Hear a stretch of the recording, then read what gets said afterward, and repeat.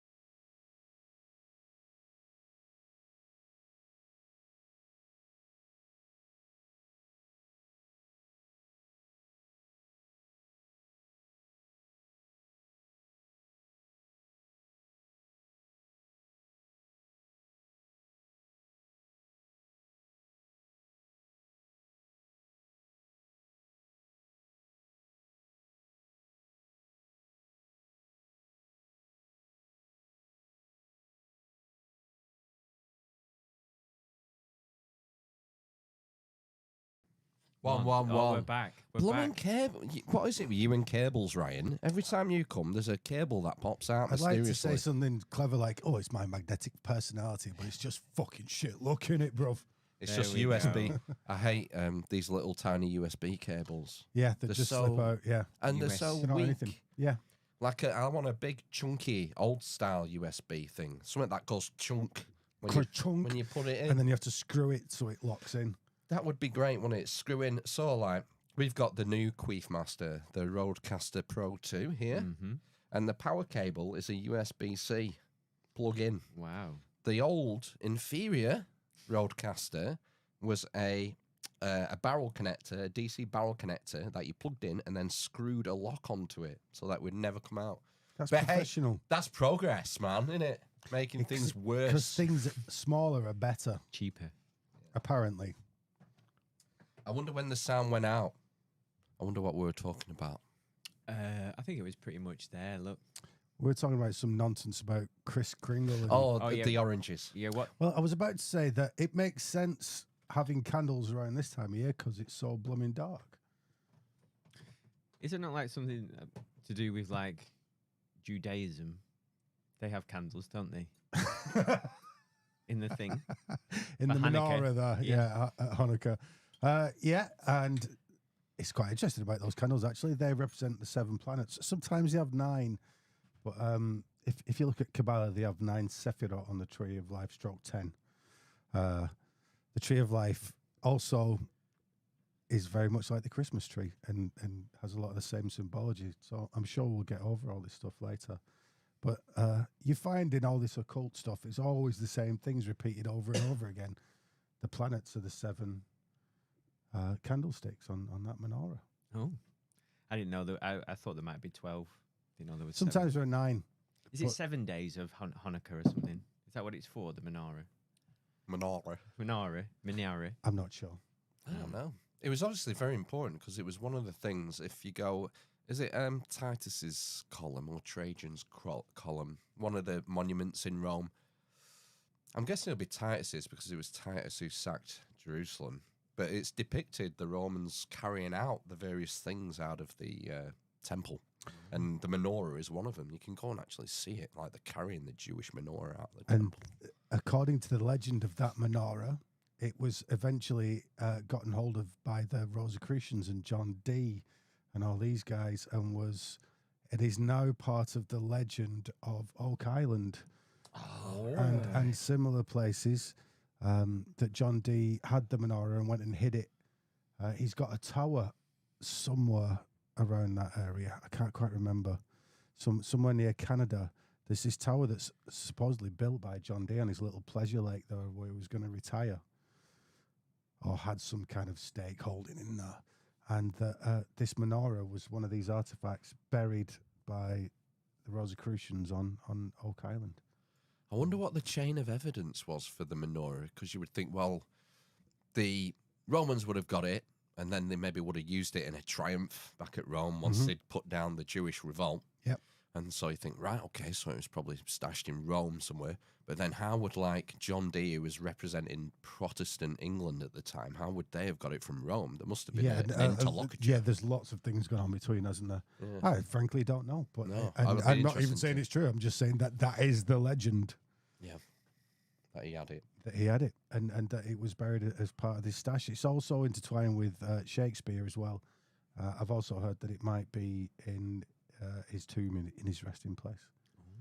There's no Shakespeare, everybody, but that's another subject for another time.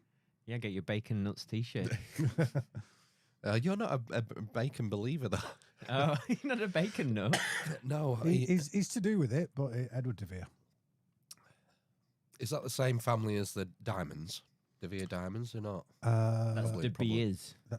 Is it? It's still Oh, De they're Beers. Dutch, aren't they? That's Yeah. the Dutch family, of course. De Vere is a hotel chain as well. It's been a while since I've looked into it. I'd need a refresher before I was able to say anything too deeply on it. So, shall we? So is Father Christmas real or what? Hang on, is there any little kids listening? If Yeah. there are, there shouldn't be. No. But yeah, is Father Christmas real? Is Father Christmas real? a decision to It's make. not a now. trick question. No. Trying to think of a smart ass answer, but there's not one coming. Chris Kringle again. Well, when does Father Christmas first turn up? You know what I mean? He doesn't just kind of appear with Coca-Cola. No, it's an English. Father Christmas is an English variant, isn't there? There's Saint Nicholas in the Scandosphere. Scandosphere. The Scandosphere. Yeah, because he was Danish, maybe, or Norwegian, surely. And there was the Krampus. Krampus myth, yeah. There's another one in Holland where they have the Black Pete's. Yeah, Black Peter. Yeah, the kids who are meant to be, is it the Santa's helpers who go down the chimney? And it's very controversial now because they blackface themselves. Yeah, blackface and beat each other with twigs. And I say, yeah, he used to punish the kids, yeah. So, I tell you what, let's wind all this back. Okay. So, think about human beings, right? We have characters, and a lot of that character is embedded within our cultures because of our geography. In Britain and in Northern Europe, it gets bloody cold in winter, and it gets bloody dark too. And so our celebrations reflect this. You can see in a lot of the pagan traditions. Come summer solstice, everybody's mourning. They're mourning for the Donis. They're mourning for Helios. He's going. That's because on summer solstice, that's it. The lengthening of the days has stopped, and it's only downhill from here. Whereas at the winter solstice, it's the exact opposite. It's like, wait, here we go. Good times ahead. And oh my God, it's been rubbish. We're still alive. Granny died. Let's have a good time and Life's celebrate. going to get easier. Yeah. For a And bit. as with Halloween, that veil between us and the underworld, which was something always looked for by the ancients, because the underworld and spirituality and booze and drugs and good times are all very close. The underworld's got associations with your unconscious and the subconscious. So when those things are close, it's nighttime. It's a time of revelry. It's the winter. It's these long nights. And because of the long nights, you are that much closer to this underworld, which is symbolically represented by the night, by the winter. And we've been talking about the zodiac previously, like this goat, this idea of a Yule goat. And in the zodiac, the symbol for the winter for this time of year is the goat, because the goat, like winter, eats everything, and everything gets devoured by the cold. And so it's the same with this goat. Also, you got to look at going really far back now. You got to look at, was it called the pharmakos? I've heard of the pharmakos, anyone? Farmer like PH. Yeah, as in drug.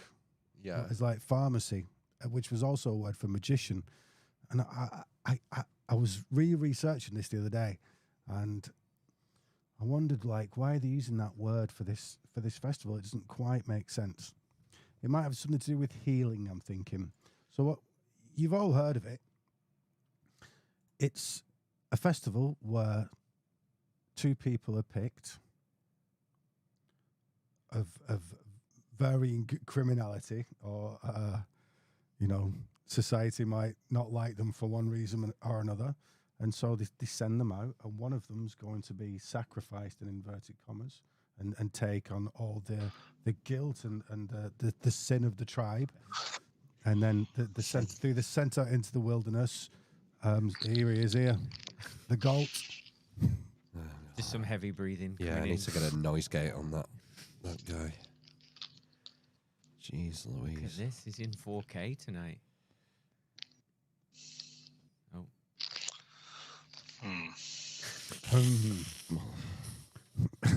Shall I keep it rocking? Yes. So we're on about these two goats, in inverted commas, two people sent out, and one of them will be sacrificed for the good of the tribe, and they take on all the sins and are cast out, and somehow, magically, the tribe is forgiven. It's later on called the Goat of Mendes, and has this association with the winter, and that at this time of year, the previous year is sacrificed because it's the end of the year, and so you do the same with something that you hold dear or something precious to you, that you go out and sacrifice it. It might have been the king's son. For a good while, it was the king himself. And so you see, this seems to be at the root of a lot of the Christmas festivals, because even in England, up until recently, we had a festival king that would be celebrated and made into a king for a while and given all the royal to-do, and then then sent out or sacrificed at the end of it all, much like the Wicker Man, which is they just flipped it around and made it summer solstice thing. So that was that's a thing then. Yeah, They would kind of make someone the fake king. Yep. For a bit. Mm-hmm. Let him have it, fatten him up. Yep. And then they would either sacrifice him or send him out. When you say send him out, what does that mean? Cast out of yeah, you got to imagine in those days, if you're outlawed or outcast, that's it. You're done. You can't turn up to another village. They'll have you. Right. Okay. Kind of sounds like the scapegoating It is literally theme from Judaism. Yeah, this is this Pharmakos festival. You got to think Judaism's like later on than a lot of these Greek traditions. It's fairly modern. Yes, pretty damn modern. Yeah, you So think it's so new, but it's not. Pharmakos. Pharmakos. How old? Come on, give me a year. Stone Age, probably. Right. Okay. Certainly into the Bronze Age. Yeah, got like long time. Pre-writing then and Yeah. records. Yeah. Well, the go. You know, the people look at the zodiac and they're like, oh, it's probably Babylonian, and then takes a while to form. And it's like, yeah, but it's in the what's the Rig Veda? The zodiac signs in the Rig Veda. So that's Proto-Indo-European. So what you're going to do there is really old, the zodiac. So a lot of these symbols were already in place with some shifting, 10 months, 12 months, whatever you want to be. But yeah, and I think what it comes down to is, so I just said, because the year dies, it's the end of the year, we got sacrificed this year. Well, there's this character, which is still very much part of British iconography, even now. The Green Man is the same character, much like you could call him Osiris, you could call him Saturn, you could call him Adonis, you could call him Bacchus or Dionysus, but he's this Green Man, and that is again in the underworld. It's this thing that lives under the ground and is the power that pushes up the plants and the new life in the spring. Right. So he's kind of dormant in the winter, and then pushes, but comes back to life again, and then pushes up in the spring. And it's that recycling power that Saturn is, that all these gods are, Jesus included. It's like the Force. It is literally the life force. He is the life force. That's the understanding of the Green Man. Because I've never done much sort of reading on sort of English pagan beliefs. All of it kind of got crushed by the Romans when they came, and not crushed, but things integrate and the mutate and evolve. And well, when I was a kid, it seemed to be a lot closer than it is now. There was maypole dancing. And there was. Oh, well, it depends where you live. And the Winter Fool. The Summer and Winter Fool. You've heard of him? There's the character with the bag on his back. Oh, he's the first card of the bloody tarot. Yeah. Well, he's this Green Man character. There's another character that's to do with the Templars called and Christianity called the Wandering Jew. And he was supposed to swear at Jesus. Jesus is hiking it up the hill to go and stick his cross on top there, claim his plot.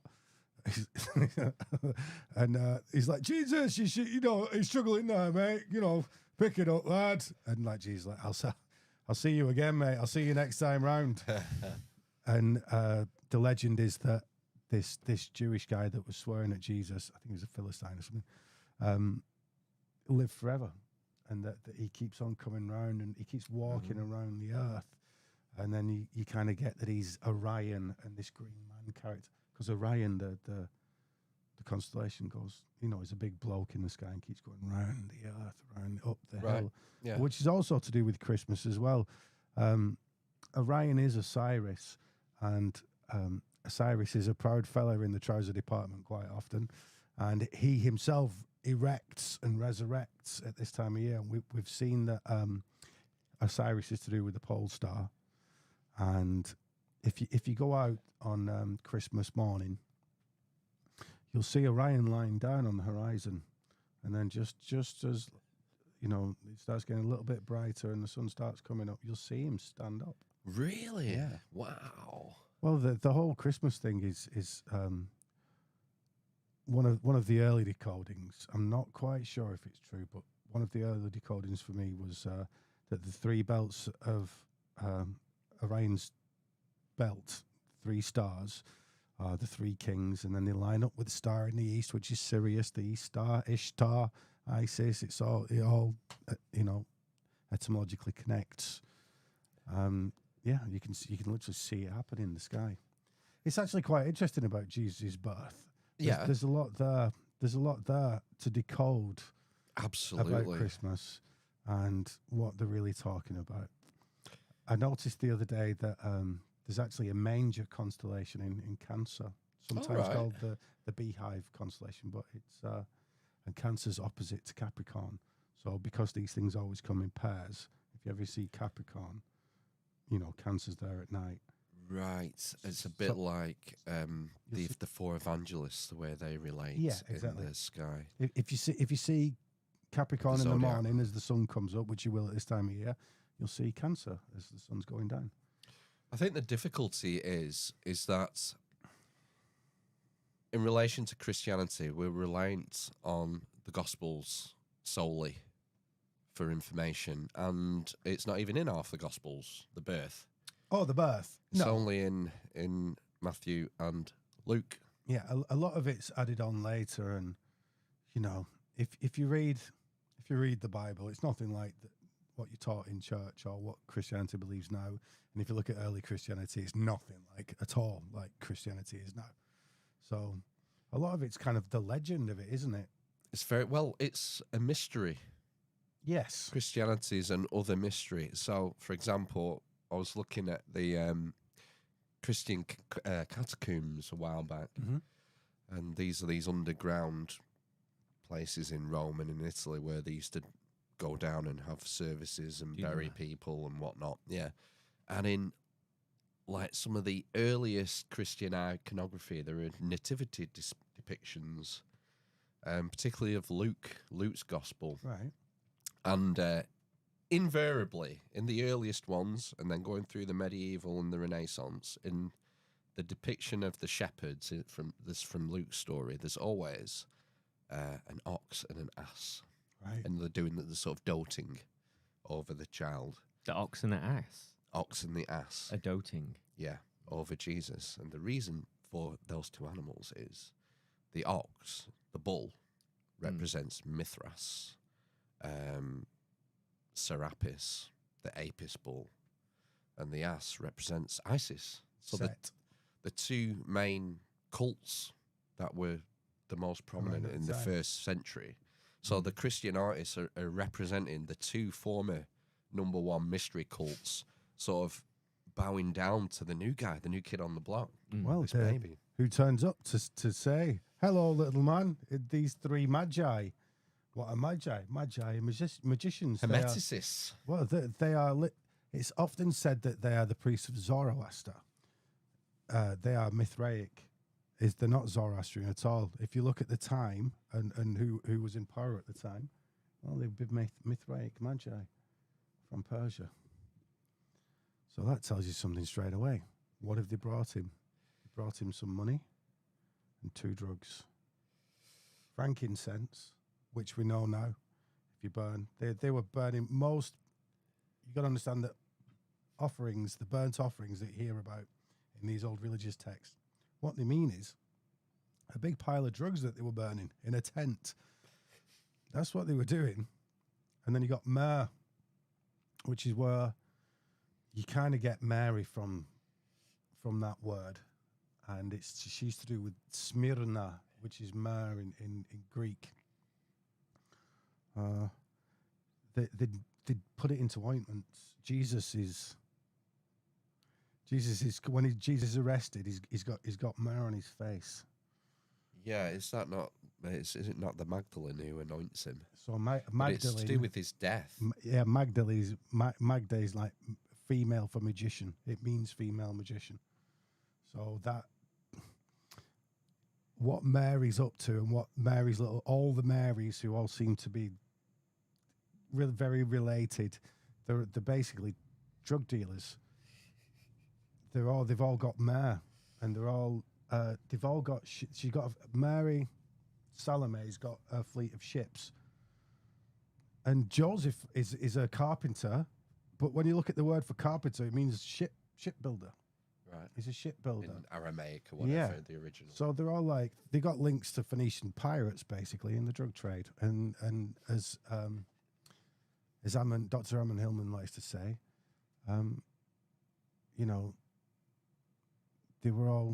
they're basically drug dealing pirates. That's what they were all up to. And look, most of these old religions are pirates. The Mithras, the Mithraic religion comes from pirates. They're all pirates and drug dealers and child snatchers. That's what they're all getting up to. What was it? 1 in 3 people in Rome was a slave. Where are they getting the slaves from? There's a big trade, basically, drugs and kids, particularly prepubescent kids. Trigger warning, Christians. Sorry, guys. Oh, the 12 apostles. How old were they then? Oh well, I mean, I've heard this about John, because John the evangelist is meant to be the youngest, and he's often represented that way in the iconography. Represented with his head on Jesus' lap. Yeah. Well, they were just buddies, man. The one who Jesus loved. He always called. Well, no, that's controversial, because some say that the Magdalene is who the Gospels are referring to when they say the apostle who Jesus loved, but it wasn't politically allowed to suggest that a female would be in the inner circle. If anyone just goes onto Wikipedia, go and look at the images as John. There's one of them. He's like that. Stood at the bottom of the cross. Most of them he's just got his head right on Jesus' crotch area. Yeah, most of the apostles were between 9 and 17. Where's that from, though? You put it all together.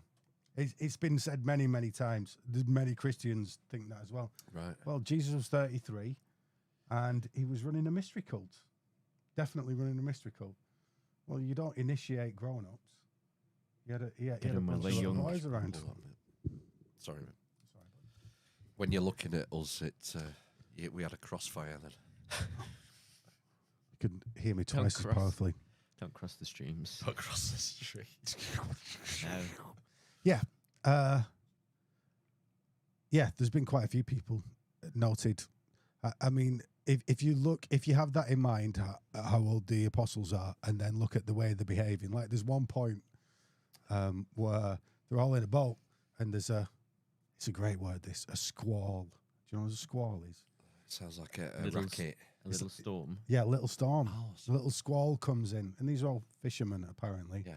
And then they all start crapping their pants. Well, oh my God, no, it's all good. I remember this story at church. You don't remember this story, Phil? I can't remember it, no. And they all start freaking out, and it's like, what, a bunch of there's a bit of weather coming in, and they're all freaking out. You notice that they're behaving like children because the kids. Yeah. And then, well, it makes sense when you add the years up later on, and because they're all doing ministries after, aren't they, and starting churches and stuff like that. So you got X amount of years after Jesus has died that they're all still knocking around. Apart from, was it John, who's supposed to live forever? Another one. Judas. He didn't live forever. No. No. Allegedly not. No. So the apostolic era, was suggesting that, say, Jesus dies at 33, in 33 AD for easy numbers, then, if you say, well, Mark's gospel's written about 60, that would make sense. Come to the end of his life. It's so murky, this. This is why I find it difficult to come to any sort of firm conclusions. Yeah, no, I don't even care that much. I had, you know, again, I went to a Catholic school. I hated it at the time. It was boring and messed up, and you can see now it's messy. You know, Christianity is very messy. It's been played with, plagiarized, copied, recopied, edited so many times. And the you know, those root myths, those have had the same thing done to them as well. You kind of almost got to go back to Babylon and Sumeria to get the originals and to get them relatively cleanly. Yeah. So I personally find Christianity quite a boring thing to delve into, especially because it's everyone's first touchstone, because we've all been indoctrinated into that religion. Yeah, it's part of the culture. Yeah. So everyone's like, oh, let's pull that one apart. Yeah. But there's much more interesting things to me. I don't know if this is a real discovery, but I thought of something today. Okay. I don't know if it's a real thing. Oh, I like these. You're going to laugh at me. But you know how the 4 evangelists are associated with different constellations of the zodiac? Yeah. And they make up the Sphinx as well. The man, the eagle, the bull, the lion. Yeah. So Matthew is associated with Me. Aquarius. Thank you. The man. Yep. Matthew. Mark is associated with Leo, the lion. Luke is associated with the bull, Taurus. Mm-hmm. Matthew, Mark, Luke. John is associated with the eagle or Scorpio, the interchangeable. Yeah, yeah. And they're the 4 cardinal points on the zodiac. And if you look at like early art, Christian iconography, they're often depicted in that way. Like Mark will be an angel with a lion's head, for example, and these 4 creatures composite to make up a sphinx, which we've seen on your previous, like ancient Babylonian sphinxes are made up of those 4 creatures, right? I was thinking, like, the order we know it is Matthew, Mark, Luke, and John. That's how it's the order in the New Testament. And I was thinking about the sign of the cross from my old Catholic schoolboy days. And if you take the wheel of the zodiac and orient it so Aquarius is at the top, Matthew, you go Matthew, Mark, Luke, and John across the 4 quadrants of the zodiac. Very interesting. I don't know if it's a thing, but I just thought that's neat. Well, there's a Kabbalistic version as well where they do it with the Tree of Life. Yeah, that's quite possible. I don't know. The thing is, the stickler is the Eastern Church does it right shoulder first, left shoulder first, the sign of the cross. The left shoulder first is a Catholic Western Church thing. I don't know. I just don't know. Might be something in it. Probably not. It's probably just a quinky dink. Well, I don't see why that might not have developed. Where could you find some evidence for it? Well, I thought, maybe I'll find out why the Gospels are in that order. Well, I'll tell you what. It was just a massive rabbit hole. Regarding that lion, bull, eagle, and man, and a lot of tarot cards,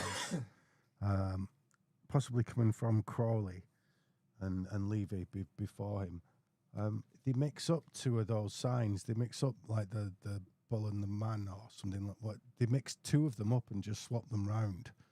I'm wondering. I've always thought, is that a reference to something that's gone in the Bible between those 4 evangelists?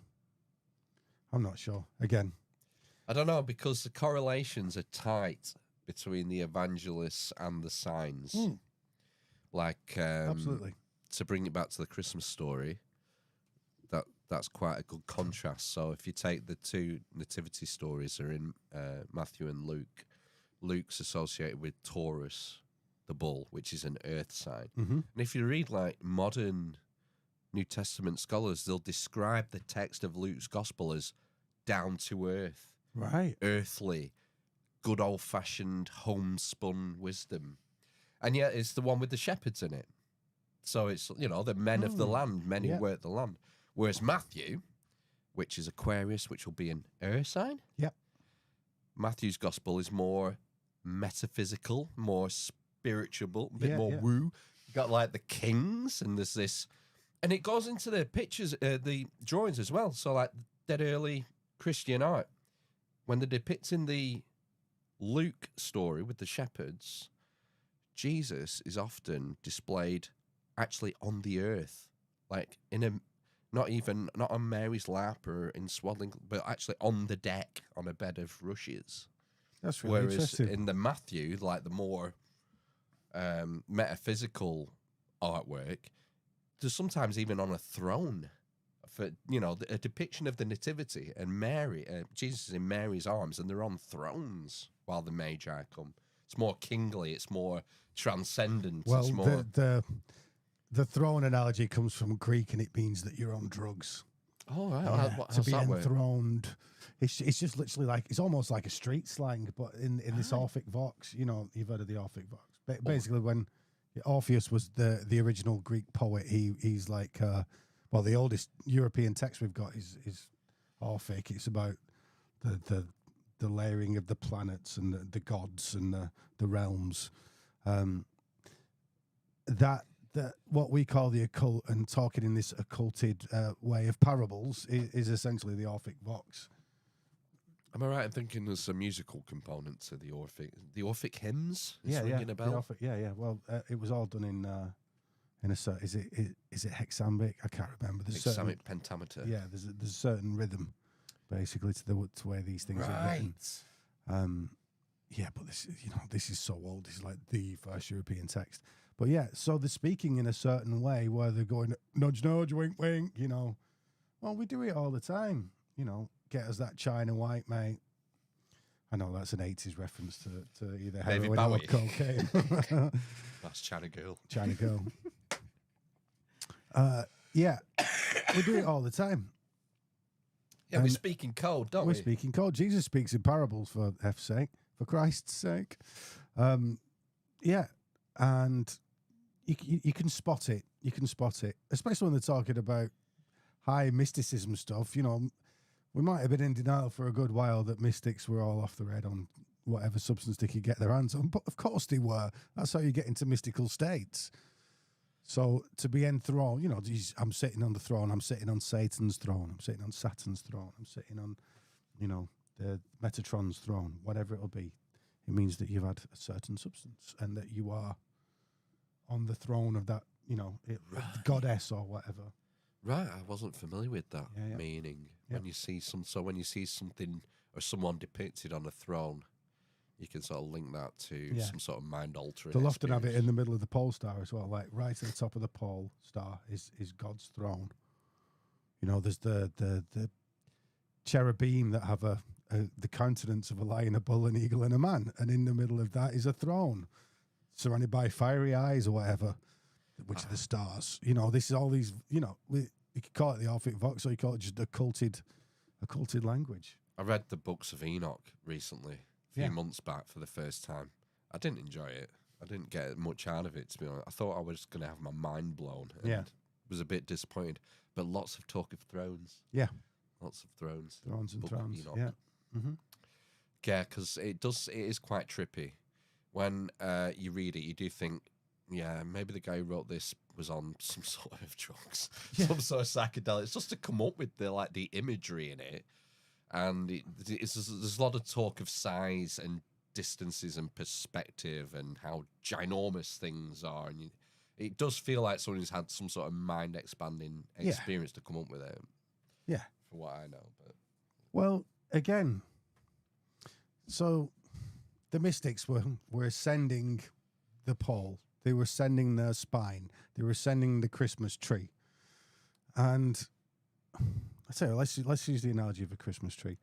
So we've talked previously in previous episodes about where does the whole Father Christmas flying reindeer thing come from, and we know that in the older cultures, and it was still true somewhat till recently in Siberia, the shaman there would go out and pick the red and white fairy tale amanita mushrooms, and then they'd stick them in the tree because they'll go mushy on the ground, or if you put them in a bag straight away, you put them in the tree. And the reindeers will come over, trying to knock you over, trying to eat them all. And you stick them in your bag when you've picked them all, and then, you give your reindeer a few, and then off they fly home to take you back. And then you go and dry them out in socks in front of the fire. right, And then when they get to the right consistency. If you do it too long, they'll turn to coals. If you do it for the right time, they'll stay the little red discs, and then you go and feed them to the tribe, and they know who's been naughty and nice, because in those states. Oh, that's a great point. So a lot of people who use or have had a transcendent psychedelic experience talk about ego death, about there being no place to hide. I mean, it's like the ultimate introspection, isn't there? You can't. There's no putting. We all wear masks. We all wear masks. It's almost, you can't lie to yourself, can you? I remember one time I'd had some ayahuasca. Oh wow! And it was a small dose this time. I didn't know you'd been to South America. Oh, many times, yeah. Right, South America, yeah. It's in my passport. Left it at home, so I can't show you. So I'd only had a small amount, and I was at a ceremony, quite a few of the people there, and I just had a small amount because I'm on this side of the ceremony, not on the everyone's KO'd side of the ceremony, if you get me. And I just had a very small amount, just to make sure that you kind of get in the vibe with everybody that's actually taking it properly. And then I just felt this, it was like a little bubble came from in my belly, and then just rose up my chest, and then carried on up. And then it was this horrible thing that had happened to me in the past. It just detached from there and floated up, came into my consciousness, and I kind of relived it in a very mild way. Like something bad, something traumatic. Yeah, so a trauma experience, yeah. Like a subconsciously trapped previous trauma, but and I it was literally released. Felt it come up. Wow. And that's the way it's not like, you have a thought, I'm in that event that happened, that was terrible, that bad thing that I did, or that bad thing that happened to me. It's almost like they've suddenly got power to come up. It's not like I'm starting to think about that thing and that's why I'm dealing with it. No, far from it. You're not thinking about anything, and then the little bugger comes up and it's like, I want to be dealt with. Yeah. It's not that you got no choice. It's that they have a choice and they want to come. Did you have any of the ill effects? Because a lot of people talk about the purge that happens with ayahuasca. You kind of want that to happen. That's a good thing, really, because if you're vomiting, one of the things about psychedelics is that they give everything a profound meaning. So the slightest thing that happens, it's very meaningful, this, and it feels that way. I can't think of a good way to explain. Well, I'd say. Sorry, go on. No, I was just going to say about the guy. I can't remember his name. Was he called? I'm going to say Gary, but that's not his name. I don't think. The veteran, and on his trip, Guy Murray. That was it. Was that ayahuasca? No, he did LSD, but he threw up some black vomit. Oh my gosh! Yeah. And the massive, like you're saying, the symbology that's attached to that as part of his trip. Yeah, it was like him expelling this trauma from his mind, basically. And even if it's not true, the mind makes it true by assigning this deep meaning to it. Mm-hmm. So what's going on here? Well, like you said, with ayahuasca, they call it la purga, the purge. And I've realized quite a few years ago that although Christmas was only associated with Christianity later on, originally it was Easter was the more important. Those two holidays are very, very much related, because Easter's kind of the beginning of the year. And it was in the ancient times. Yeah. Spring was the start of the year, not January it is now. But so is, they're very related. So is winter solstice. That's also kind of the beginning of the year as well, because the sun starts moving again after the solstice. Yeah. In Macrobius Saturnalia, he talks about the same thing, that even in ancient times, those two things were very much related. I forgot my original thought. However, what I was wanting to get towards was that, I do remember my original thought, that Christianity, it's not just that Easter or Christmas is important to Christianity. Easter / Christmas is Christianity, especially that early mystery that the cult was. And that is, You die, you purge, and then you come back again. So that's why the mushrooms and this revelry is so associated with Saturnalia and Christmas. That what's happened is, so on the 21st of December, after failing to really go very high in the sky at all, day after day, in fact, it's a little lower, it's failing. At some point on the 21st, stroke 22nd, the sun kind of almost goes stationary. It does for 3 days. It doesn't go up anymore. It doesn't go down anymore. It just kind of dies for 3 days, like Jesus does at Easter, and then it starts moving northward again, rather than just staying quite far down south. So at winter, you get all this pole star stuff. Father Christmas lives at the North Pole. Well, if you think about it, you got 2 poles. A pole means you've got like yin and yang, or 2 sides of a coin. There's a positive and a negative to it. There's the good side of the pole, and there's the bad side, or the underground side and the over the world side. The underworld side is Saturn's side. Saturn's like this underworld god. So as we were saying earlier in the podcast, winter's associated with the dark and the unconscious and all these things. So what you're doing is you're copying the sun. You're doing these crazy shamanic things, having the experience, dying, and then being resurrected as the sun does into a new year. And this is this green man, this Saturn, this Osiris, this Saturnalia. Bacchus was always there. Dionysus was always there. He was the ancient god of drugs and good times and revelry and wine. And that's the reason that revelry stayed in England, particularly at this time of year. And when the Christians came around, trying to get rid of paganism, they couldn't get rid of Saturnalia, so they had to adopt it eventually, because the Brits kept getting drunk. They were always complaining about the fact that they couldn't get rid of that. This is Wintertime festival. This is where it gets so complicated, where you have these clashes of culture and different influences. As far as I understand it, it was Constantius who moved Christmas to the 25th, to Saturnalia, to coincide Constantine's son, which would be probably middle of the 4th century or late 4th century. Up until then, it was Saturnalia ended on the 17th of December.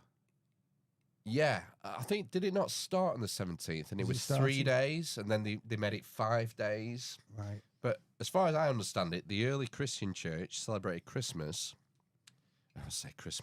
Christmas, right? Clues in the name. They celebrated it on the 7th of January. Yeah. Which is the Feast of the Epiphany. Isn't that because of the calendar? I think that was because of the Julian calendar. Well, I would say The other calendar, sorry. Gregorian. the Eastern Church still celebrates Christmas on the 7th of January, still to this day. Isn't that because of slippage though now? So yeah, I think there's a thing where, so we changed calendars. Obviously, we had different calendar systems going on, and because of that older calendar, is it the Gregorian? I can't quite remember. That now slips. It keeps slipping and will keep on slipping. I think the Gregorian calendar comes after Constantius, but I might be wrong. I've never even heard of Constantius. It was Constantius. 4th century, so it's early. It's pretty early for the Christian church. Yeah. But the idea was, it was the Feast of the Epiphany. This, again, it got muddied. If you Google Feast of the Epiphany now, it's often associated with the adoration of the Magi. Right. Because somewhere there's a text that says the Magi arrived 3 weeks after, or however many days it was after Christ's birth. Sorry. All right, but have I set your coat on fire? No, I wasn't worried about that. I was more worried about you. Oh, sorry. With your fact? But originally, the Epiphany was the baptism. John at Bethany baptizing Jesus. Yeah, I heard about this the other day, and then they changed it around, and there was some cult shenanigans going on there. Yeah, well, you see, there's a lot of, I think a lot of the early Christians associated the coming of Christ with the baptism not the birth of Jesus. So the theory is that Jesus is born, and he's a swell guy. Mm-hmm. He's like a perfect human, but he's not the Son of God. But when John comes and does it says it in the Gospels. Once the baptism happens, then he's declared the Son of God. Like, this is the game-changing moment. This is why we have this massive gap between, the first 33 years. There's not much to say. Gospels don't have a lot to say about Jesus. It's like, to me, that's the big moment in the story. This is what they're trying to get at. There are other books that talk about Jesus and, sticking his friends in an oven and stuff like that. They're completely nuts. Apocryphal stuff. Yeah, well, you can call it apocryphal. It's just other writings that were around at that time. There was no such thing as there was nobody around to canonize things. No. They're all separate groups. That they're what became Orthodoxy is much later on. Yeah. And looks a lot more like Greek Orthodoxy than Roman Catholic Orthodoxy. Well, what's your opinion on sort of Roman Catholicism now? Do you think, because I have massive dubious feelings about the Catholic Church. Well, you practice what you preach, and they don't, do they? They don't at all. You just look at a cathedral, just the gross splendor in there. It's beautiful, but it's disgusting, isn't it? All the gold leaf and actual gold, and you just take one look at the history of the Catholic Church, and you see they were just a control force for society, basically, and their opinions change with society's opinions. It barely looks anything like it did 60 years ago, never mind 2,000 years ago. I mean, this is the main problem I have with religions, is that they're run by fallible men who often just want money and power and all the trappings that come with it. And it's the Roman Empire. Yeah. Just onto a different... We went, well, we can't be doing this war thing anymore. It's just not working out for us anymore, guys. I know, let's do mind control. And that's what happened. Have you seen that? Is it like a throne or something? There's a picture of the Pope, and he's stood in front of this thing. It's like a giant carved throne. It's like serpents and demons and stuff. That's the viewing hall next to the Vatican, yeah. Next to St. Peter's Basilica. It's like no one else is looking at that and going, what? Yeah, well, that's in a snake's head. If you look at the building it's in, it's a snake's head. That's a modern thing, isn't it? Yeah, it's got fangs at the front and everything. And it's not just, you got paradise. It is that. Basilica means a crowned serpent. Basilisk. The basilisk, yeah. Or basil means king, so it means it's like a king serpent. Gosh. So I think let's make sure that before we get to the end of here, we've actually got down to the roots of Christmas. What is the roots of Christmas? It's this dark period where you get this underworld god, which is your unconscious. Because you're at that darkest time of year, you're closest to this, the conscious mind would be the sun, summer, sunshine. The unconscious, darkness, winter. And so how do we get in there? Well, we copy the season. We dive for 3 days and then come back like the sun does. Basically, we go in, we purge. Because don't forget, after Jesus dies, he does the harrowing of hell. He goes to hell for the 3 days and then releases all the souls. Well, does that not sound like a psychedelic purge to you?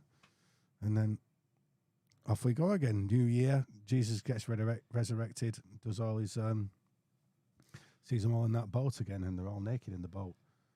When Jesus turns up, when he gets resurrected, and he's like, hey, Peter, chuck your net out to the side and catch 153 fish. We've already taken that back to Pythagoras in previous episodes. But all those apostles in the boat are naked. There are a lot of boys in the boat naked together. Why do they always have to be naked?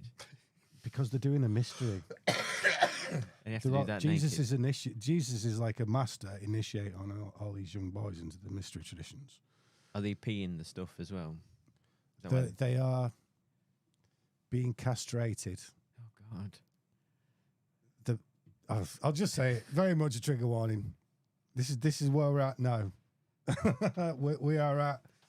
Jesus was castrating young boys to make sure that their hormones work like a female, so that when he plied them with certain drugs through the bum hole, that they were producing a drug through the semen, which you can see in early Christian rites, in the various. Look at the look on his face. If you look at the What's early going Christian, on?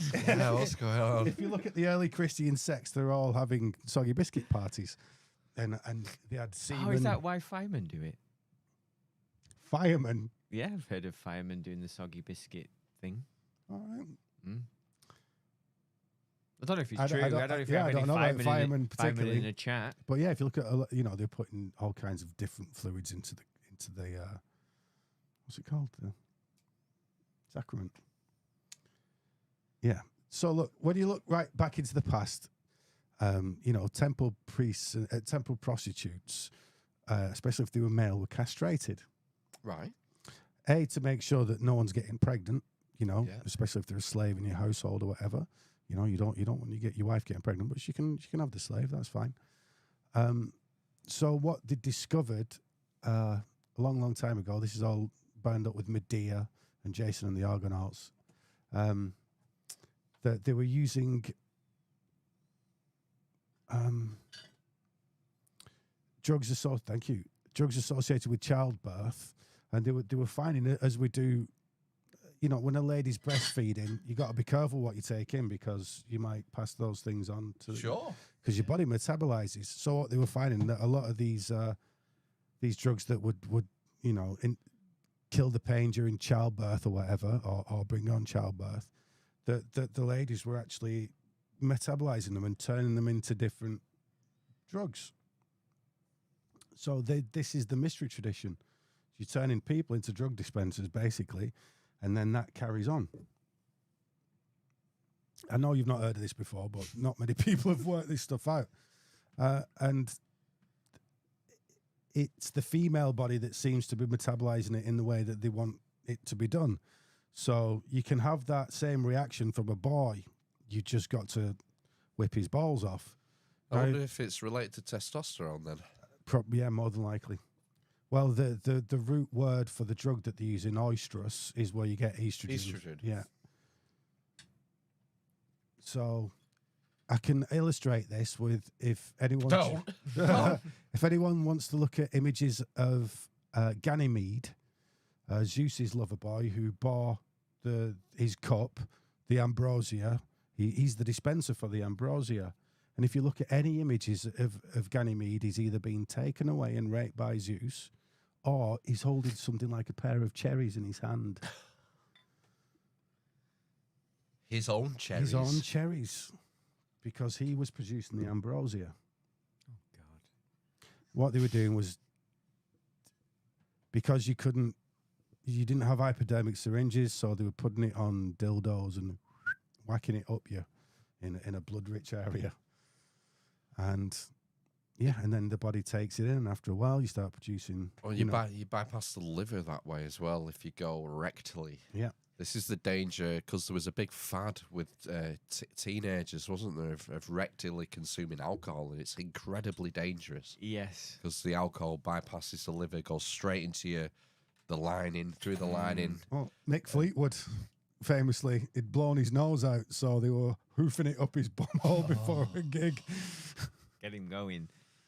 Gosh. Wow. So, and I know it's not pleasant to hear, and it took me a long time to even get halfway to figuring it out, and then I've bumped into on the internet people that actually speak ancient Greek and are decoding these things. So, All right, so people are coming to these conclusions by reading Greek versions of what? ancient Greek Ancient Greek versions of medical texts, and also medical you're text. asking me about Septuagint, aren't you? Is that what you're getting to? Well, maybe. I mean, that's the. Yeah. The Bible wasn't written in Aramaic.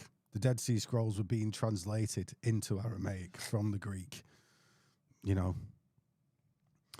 You've been told that Aramaic is the root of the Bible, so as to obfuscate it and stop you from reading. I mean, how long was the Bible only in Latin for, and not in your native tongue? Yeah. Yeah. You've been taught. There's a lot of people with a fetish for ancient Hebrew, which wasn't even being spoken at the time. It was only used in the temple. And Greek was the lingua franca. Yeah, of the Roman Empire. Yeah. Well, for all those, the from that Mediterranean period, world, yeah. the known world as it was. Yeah, so you had the Septuagint, which is a Greek translation. You had the Vulgate, which was the It's not, Latin. Septuagint isn't a translation. I think that's the point. Sorry, go on. What do you mean? So it's not a that's the Septuagint is as close as you're going to get to the original. There's so many words that have a deep meaning in the Greek and mean next to nothing in Hebrew. Right. And as it's been pointed out to me, there were very few words in Hebrew at the time and hundreds of thousands of words in Greek at the time. Right. And, you know, there's enough people. Well, I found out as well that you either study Bible studies or kind of Greek and everything else studies, and they keep those two things apart. And it's the Christians that are running the Greek studies, so they're able to keep it apart. More specifically, the Catholic. Yeah. Because I remember reading one of Bajent and Lee's books, the guys who did Holy Blood, Holy Grail. They did one on the Dead Sea Scrolls back in the 90s, I think, which I'm pretty sure I read this year. And they talk about how much of a closed shop it was when the Dead Sea Scrolls were discovered. And it was these particular, basically Catholic theologians. Apart from one guy. John Marco Allegro. Right. And what did John Marco Allegro have to say about it all? Jesus is a mushroom. Yeah. And he was ostracized. He was, and recently kind of, more so proved right, isn't it? The thing is, like, I understand his words. What he did was he traced back a lot of words to a fantastical route where he was guessing at where that word had come from. However, the line of questioning that he's gone down, and that basic idea that it's a mystery tradition and that these things are an Orphic vox or occulted language for drugs, basically. Look, whenever you look at any old text from around the world, they're always coded language for drugs. Everything, all these ancient mystery texts, that's what they are. Apart from Christianity, which is completely different and completely separate to all the rest, i.e. no, it's exactly the same as all the rest.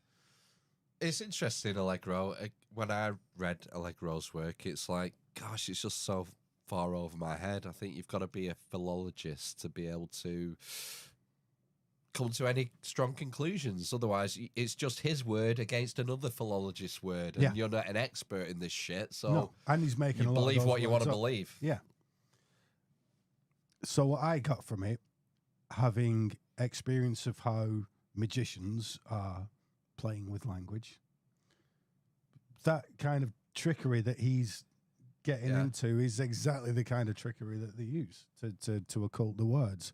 So in spirit, I'm totally with him. But the point is, to all this, that he was decoding the Dead Sea Scrolls. He was the first to release his work, and that's kind of the first time that it was a drug cult came up. Yeah, it opened the door. Yeah, and without him being on the team, we'd probably still be waiting for the first translations, because it took decades and decades, and I got the impression reading the Bajent and Lee book that they were purposely dragging the heels. They were translating it and finding things that they didn't like. Well, yeah, and sort of dragging their feet. When were they found, the Dead Sea Scrolls? 40s, was it? Late 40s. And then when was it an official translation? Still waiting. Really? They're still and what translating are they it. written in? Aramaic or Greek or? Yeah, Aramaic, I think, isn't it? It looks like, as I've heard it from people that know what they're talking about, despite what we've been told, they were taking the Greek texts and translating them into Aramaic. Right, okay. And you got to realise that cult, that the Essenes, they were Gentiles, essentially. Not really. Yeah, they were essentially Gentiles. Well, who are they going teaching? They're all going straight away. They're going teaching the Gentiles. They're not trying to convert Jews. They're going straight out to the Gentiles. Right. I thought they were a Jewish community in Qumran. Kind of Gentiles. Yeah. It's not really. Well, as it was pointed out, I was watching, it was Gnostic Informant, and he was saying, look, there's one thing that no one's really put the finger on yet, and it's just such an obvious question when you think about it. How within Jesus dies, by year 60, whenever it is, there's already apostles, Paul or whoever, writing letters to the church. Yeah. How'd you do that then? How'd you go from within 30 years from, a dude dying, and then suddenly you've already got church? Who's he writing to? Well, there were these loose mystery cults all around the place because they're all based on the old Greek tradition, these Bacchanalian, Saturnalian traditions. So they're all looking to link up anyway, and they're all Greek. They're not so much Jewish. They're just all these Greek traditions. It's all, they're Ephesus and. Well, you would say, okay, I'm going to take the mainstream view. Okay. That was Paul's job. So it was Paul's job to go. He went west, and he went to proselytize to the Gentiles. That's fine. There's still a church in Jerusalem. Yeah. I mean, they're not going to be Gentiles. James's church isn't going to be a Gentile church. It's Jewish. Are they though? Is it a Jewish cult? The first thing Jesus has done is getting rid of is going, that law's rubbish. We get rid of the law. The law's for criminals. I think people don't need laws. I think people probably call it Jewish because there was nothing else. There was nothing else until Paul goes out and starts proselytizing, converting the Gentiles, and that's where you get your Gentile churches in Rome, Corinth. That there, would and be everywhere. fine, but he's already got connections to all these places already. That's because he's a pirate. He is. He probably is a pirate. He probably is a pirate. He's a child snatching pirate. Sorry, I forgot that bit. Yeah. Have you ever looked at Ralph Ellis's stuff with the timeline change? Oh, the medieval, the ancient world's a lot closer than it was said. No, not that far. Only 30 years. He puts. He was talking about Christianity actually being a story about the Jewish revolt in 66 to 70. Josephus was it? Josephus, yeah, and that the Catholics or the early church put. The Romans, for PR reasons, put the story back 30 years. To sort of divert attention away from the Jewish revolt because it was so close. It was a close-run thing, according to Ralph, that the empire was up for grabs, and Jesus of Edessa, as he calls him, was a real king, and he had a shot when there was only him and Vespasian left. Winner takes all, and Vespasian wins, becomes emperor, and I've heard it. it's good. It's a It cool story, though. it was only a couple of weeks ago. It's I like it. It's interesting. But I love all this. I love this period. Like you were saying before, that it doesn't really turn you on sort of Christianity and the history and all that. But I just love this period because it's so formative for us and our society. Going back to Christmas. I mean, it's the biggest deal every year, isn't it? It's a massive festival. We splurge all our money, get fat and drunk, and make merry. Would we still have it? But again, my opening statement was that humans are influenced, our culture is influenced by our environment. Yes, we would still have it because it is bloody cold. We do get bloody sick of it. And that sun does die for 3 days before it starts moving again. And that's worth celebrating. I suppose the point is we've had it for thousands of years before the apostolic era. So without that, we would still have it. It would just have a different name. The Romans had a festival called Brumalia. It was an Eastern Roman thing. They were bringing trees inside. It was on the. Oh, it was that time of year. They were giving each other gifts. So there are little bits of it everywhere, all over the place, and they keep repeating themselves because these ancient shamanic motifs are spread all across the world, and because of our environments, they repeat at that time of year. We're bringing in evergreen trees because those are the only trees that are around anymore. If you've got this power that's coming out of the ground every time the cycle repeats itself, this green man power, well, it stays in that pine tree all winter. And that's a sign of life everlasting. It's a sign that it's still clinging on. It's still here. It's not in many places, but it's still here. And it will come back round again. Just hold on, guys. You know what I mean? It's like this celebration of the power of life over death. I wonder, maybe I'm just being cynical. Have that one. Oh, Maybe I'm being cynical, but I wonder if power structures going back through history forever, for as long as there have been landowners and aristocracies or oligarchies or emperors or whatever you want to call them, whether it's encouraged, this sort of festive Yuletide revelry is encouraged because it's like a release valve. Yeah, pressure release. Pressure relief. It's a shit time of year. Let's give the peasants a few days off. I was just going to say, is it a little, give him a little treat at the end of the year. Well, don't forget one of them's going to die as well. Oh, God. Yeah. So you're like, well, here, everybody, have what you want to. I'm still getting something out of it because my God. Normally, as the king, it would be me that was sacrificed. A long time ago, it was me. Then it was my children. Now we've managed to get it as one of the peasants. He has a jolly old time. We drug him up, and then we just see him off at the end of it all. And my God is able to work his magic through me and through him there, and I'm untouched by it. So I'm really getting something out of it because, as we know, you don't get anything unless you sacrifice something. Any all work in physics wise is done through an energy exchange. Well, it kind of reminds me of Cain and Abel, because Cain's sacrifice is not good. It's not a good sacrifice. No. Yeah, the whole liturgical. Why is Cain's sacrifice not worth as much as Abel's? Yeah, well, One's a blood sacrifice and one's an honest pain for. You know what I mean? I'm yet to get down to the bottom of that. yeah, you'd have to ask a theologian or Jordan Peterson.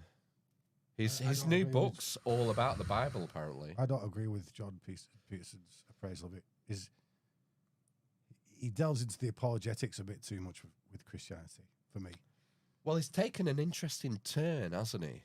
From just sort of renegade scholar, renegade professor who's been cancelled to Renegade Professor. That could be a TV show. On his motorbike, long hair. Next on UK Gold, Renegade Professor, starring Jordan P. Peterson. You better put that down. Tidy your room, bucko. Yeah, he's gone hardcore. Jesus, Christian. Well, I don't know. He's always been religious, hasn't he? I think he's always been a believer. I think I would demarcate religious from, someone who's not an atheist. He seems to be he's a believer in the religion, but not in the myth of the religion, if you get me. Yeah, I think I've heard him say that you should, whether you believe in God or not, you should live your life as if you do. Yeah. Which I think is not a bad No. approach, really. Because, none of us are going to find out until you did. or you die. What was the saying about the second death? You don't start living till you die the first time. Something like that. The second death's the Second death. Well, the second death's what we're talking about, isn't it? This end of the year.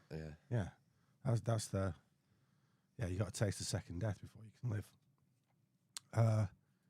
There's a famous play by Oscar Wilde, I think, about Cain.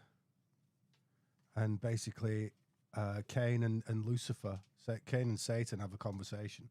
And Satan takes him on a journey round and explains to him his side of it. And Cain and Lucifer comes to the conclusion that God's a bastard. And that he's making man suffer. Man didn't ask to be born. Man didn't ask to work. Man didn't ask to, have to worship this God that demands blood sacrifice and demands this and demands that. It's really interesting. Yeah. It's like a discourse on the unfairness of life. Life is suffering, as someone famously said. Me. I thought it was John Pertwee. It's me. Was it you? Okay. Yeah. Sweet. Yeah, it is. Life is hard. And so you're talking about work or making sacrifices. That's all part of the deal. I always go back to the trust fund kids. So you hear these stories from America of kids who are born into wealthy families and they have everything handed to them on a plate and they fuck everything up. They turn into wrecks because it's too easy. Too easy. Life's been too easy for them. Because the obstacle's the way. So obviously there's a fine line. You don't want things to be too hard. Yeah. I don't know where I'm going with that. I guess the point is that it's, again, it goes back to Hermeticism and light and shade. Without suffering, it's hard to conceptualize joy. Yeah. How do you know hot if you don't know cold? Yeah, well, I mean, when you've done a good day's work, the feeling you get afterwards is amazing. And you're like, I've put so much into that. I've got my little, well, this is Christmas again. What Christmas really is. So Santa Claus, Father Christmas, is Saturn. And what Saturn is this a cereal god of the harvest. So if you work hard all year and get your farm right and grow your goats and grow your fields, at the end of the year, you come down to reap them down. And if you've been good, again, naughty and nice, if you've been good, you'll get the benefits of the harvest. Right. If not, you'll get coal in your sock at the end of the year. And so this is Father Christmas with his gifts at the end of the year. Who's been naughty, who's been nice. It's that same thing. If you've sacrificed all year, then you get the reward at the end of it. Well, a sacrifice is just delayed gratification. It is, yeah. Fundamentally. You're giving up something now in the hope that it will pay off for an easier, the something uplands. What do they call it? Don't know. The southern uplands. No, the beautiful upland, sunny uplands. I can't remember. But that's the point. Is that you're putting work in now in the hopes of a better outcome. Yes. And this is something that seems to be unique to humans. Mm-hmm. Most other animal species aren't aware. Even humans. There's a famous experiment, isn't there, with toddlers? Yeah, I was thinking about sweetie that. experiment. Yeah. What's the sweetie experiment, Matt? Oh, when you put a sweetie in front of a toddler and you say don't eat the sweetie and you leave the room, and if you don't eat the sweetie, you get a pack of sweeties when you come back, and they also eat the sweetie normally. Immediately, eat the sweetie as soon as you're the adults left. Yeah. So they know to delay it long enough, but only for a certain amount of time, and then they just can't. Some of them you can see them like, oh, should I? Shouldn't I? Should I? Some of them just put it in, don't they? But yeah, it's a very difficult thing though, delaying your gratification, isn't it? Because you've got to overcome your hormones. It's increasingly difficult. So yes. if you go to things like the way we're instantly served and taste profiled with different things, whether that be sort of like Netflix. Like if you have a Netflix account, it looks at what you watch and then it works out, oh, he likes weird sci-fi. I'm going to show him this. Maybe you'll like this. Well, all of social media is that you scroll. It's dopamine. It's your random reward thing. It's the difference really between dopamine and serotonin. If you're going to take it to a molecular level, serotonin's your delayed gratification, and dopamine's your I want it now. I think most people can probably relate to that kind of feeling of tiredness when you're stressed versus like the feeling of tiredness when you've accomplished something. So I've been difference, isn't there? A massive. I was out filming the other day. I've been putting together a film a documentary for Netflix or some other streaming service based on many of the things I've been doing for these podcasts. And it was a grueling day's film. I was absolutely freezing all day, having to look good. That's easy for you, Ryan. Oh, yeah. You can't wear many clothes. You can't be wearing puffer jackets and stuff. So I'm stood in this graveyard at the bottom of the Pennines, absolutely freezing for 4 hours. But and there was so much to get ready for that shoot. Different costumes, different props, all kinds of stuff. Were you dressed up as Venus again? No. I'm not watching it then. Not watching it. Oh, I'll tell you what. I'll put my costume on before. I'll do it for the bloopers at the end for you. Right, okay. Good. Give myself a little feel up for you. So go on, it was a grueling Yeah, shoot. it was grueling, but when... And it was the first time the team had been together as well, It seems like filming's quite easy, and it is when you've got a lot of people doing it. But when you've got a few people doing lots of jobs, it is absolutely grueling. I got back home, had a beer, and it was like post-coital. Literally that same kind of heavy but light feeling, slightly giddy, just such a good day's work. And that camaraderie you get as well. I think, yeah, I had a lot of beneficial hormones floating around my system. And I did feel post-coital. I like rolled over and had a fag after I'd finished. What were you saying about the difference between stressed tiredness and... Have you never experienced that yourself? I don't know. Explain. Well, I don't know. I think there is. I think there is a difference between. I'm just tired all the time. So. But say for example, I do some like at the moment I'm doing some painting in a room in my house. If I like do that all day, that gives me a different feeling than fucking, I don't know, answering 100 emails, because there's a sense of achievement for me and I've accomplished something. And maybe, I don't know, maybe that's got, in some ways, got more meaning than a senseless pile of emails to someone. Or, you know, just getting worked up about different things. Yeah. That can be tiring, being in that state. Well, I think post-coital's the best way of putting it. You know, you shagged out at the end of a shag. Shagged out, knackered. Yeah, you shagged out at the end of a shag, but you have that lovely But I feeling. think I'm just wondering, you know, there might Not be the shame feeling that you get when you're on your own. I don't know if there's like, I better clean this up now. Oh, I'm a bad person. I don't know if there's a difference as well that's been put on that around like the appraisal you make around it. You know, the meaning that you place upon it yourself. But you could do that after the fact, though. You can rationalize what you've done. Your body knows while you're doing it that it's meaningful and it's hard work. You know what I mean? And you get that chemical feeling. It's not really a choice. I think it's quite subconscious. I think the other thing is, what's the motive for doing the task? Yeah. So if you're painting, you're decorating a room, you think, well, you know, I'm doing this, and then once it's done, I'm gonna live with this, and you know, I'll enjoy it for you know, for the next 5 years till I just do it again. Whereas when it's part of like a daily grind. Well, you're doing it for money. Let's be blunt. You're doing it to pay the bills. Yeah. You're not doing it because you want to. But it doesn't have as much Majority meaning, of people. does it? No, that's what I mean. No. It's slavery. Yeah. Essentially. Wage slavery, yeah. Yeah, it's voluntary slavery. Yeah. That we all take part in because of the nature of the world we live in. But that feels better. So what's your alternatives? You could do that, or you could do a criminal act. What would feel better earning that money? Well, it's still going to be the honest job, isn't it? Yeah.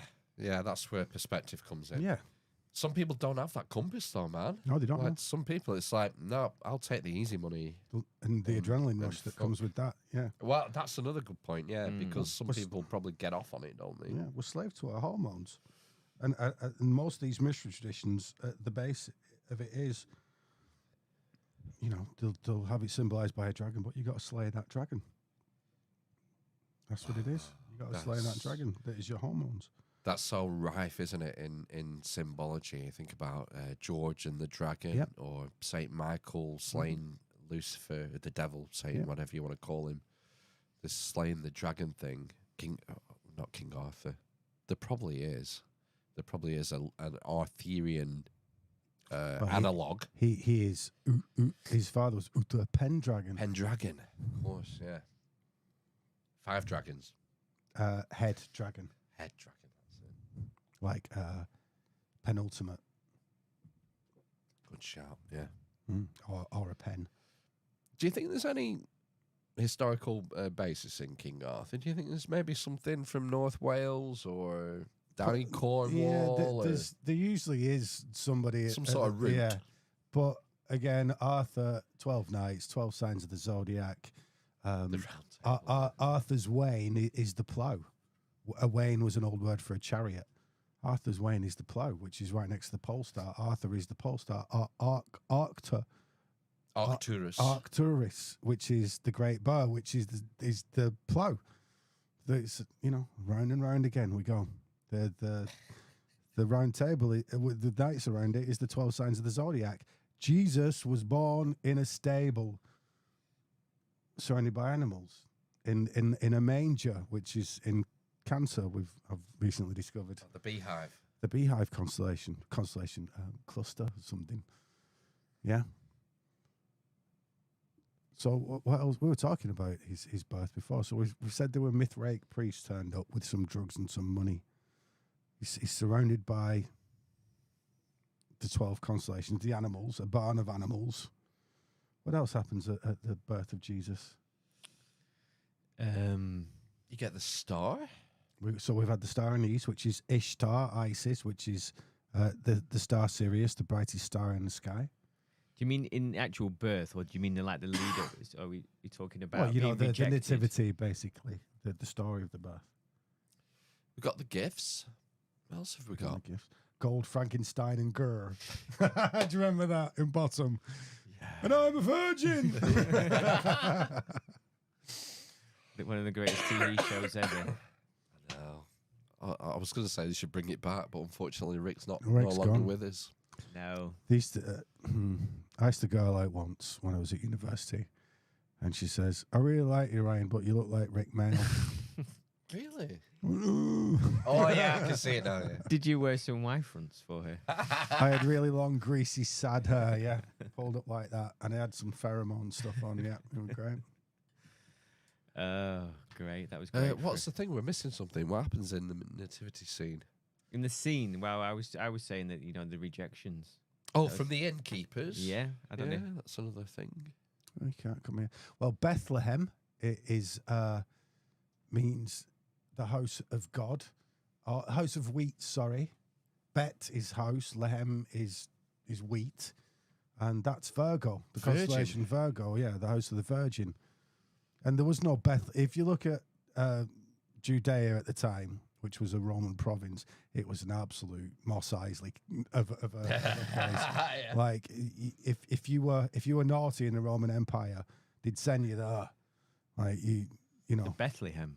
to Judea. To Judea. Judea, it was like Yeah, okay. the armpit of the world, basically, and it was like a pigsty and an inn. You know what I mean? The Wild West. Yeah. Like, on the very outskirts of the empire. Yeah. So what the fantasy of the of biblical times and that biblical area is just not true. It literally is like some scummy village in Norfolk. Do you know what I mean? 600 years ago. Just really, it's just not cool, and it's not true. I'm not even sure Nazareth has any historicity as a town. Well, the Nazarene thing. That's is a sect. Is a sect, and the snake naga in the old tongues, it means snake. So Yeah. you know, and a lot of the drugs they're using were snake venoms. Oh, that's a good point. Yes, we haven't mentioned that. Mm. And because people often used it as a way to build up tolerance. Yes. And there is a story, isn't there, from the New Testament, one of Jesus' sayings, where if you believe in me, a snake can bite you and you'll survive. Same, isn't it? Paul, it's one of the epistles. Yeah, Paul turns up and like he's bitten by snakes and like he's all right. He's not died. It's a miracle. That's and right. Yeah. And he's like, yeah, mate, you're totally immune. Well, one of the things that these castrati and the temple priestesses are producing is antibodies because they're taking snake venoms. Yeah. One of them, normally most venoms are named after most snakes are named after the effect of the venom. So like dipsas makes you thirsty. It means thirsty, like the dipsas snake. Jesus, when he's on the cross, when he's dying, I'm thirsty. He asked for something to drink. So they give him vinegar. And it says is it Nonus or is it Galen? One of the medical dudes, Nonus was a Christian stroke pagan. And he knows his stuff, Nonus. So you can believe what he says. And he says that the vinegar was a street name for the antidote for the dipsas.